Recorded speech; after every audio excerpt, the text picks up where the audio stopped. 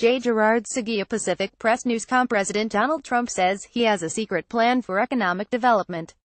He wants to throw money at American businesses and punish, somehow, companies that don't do what he wants. The president floated the idea of what he called an economic development bill during an exclusive interview with Forbes, published today. The bill, Trump told Forbes Randall Lane, is a secret for now, or at least it was, and will reward companies for keeping jobs in America while those that move jobs overseas will be penalized severely.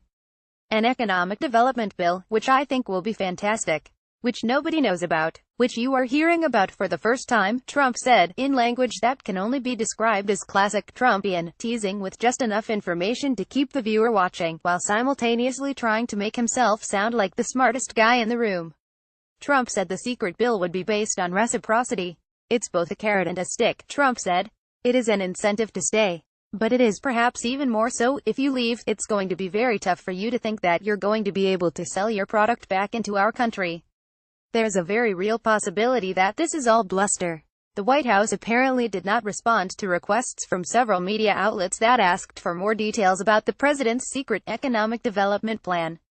An unnamed White House official told CNBC the plan would be discussed after tax reform and infrastructure bills are passed through Congress. In the Forbes interview, Trump seemed to be struggling to explain how the proposal would work. "What I want to do is reciprocal," he said. "If somebody is charging us 50%, we should charge them 50%. Right now they charge us 50%, and we charge them nothing. That doesn't work with me." One might be inclined to ask 50% of what Trump has been talking about slapping reciprocal tariffs on imported goods for a while, since at least the early stages of his presidential campaign, but it's unclear that he's proposing that here. Tariffs applied to goods from certain countries as reciprocal penalties for other governments putting tariffs on American goods would not punish companies for leaving. They would hurt American workers by driving up prices in American companies for the same reason, and that, well, seems like an odd way to reward companies for keeping jobs here. An economic development scheme would be similarly myopic.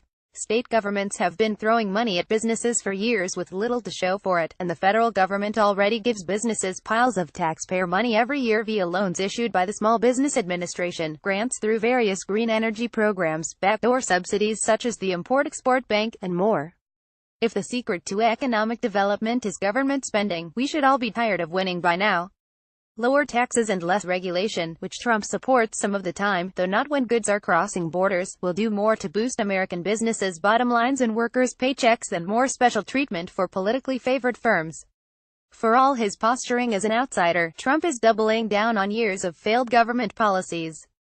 Whether he's going after specific companies for making decisions he disagrees with, like he did last year by first threatening, then striking a special deal with Indiana-based air conditioner manufacturer Carrier, or threatening to punish entire industries for the crime of providing American consumers and businesses with cheap products, Trump seems consistently eager to stick his government's nose into business.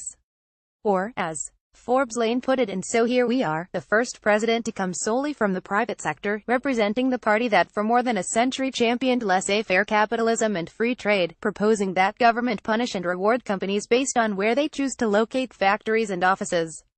Is the president comfortable with that idea? Very comfortable, Trump said.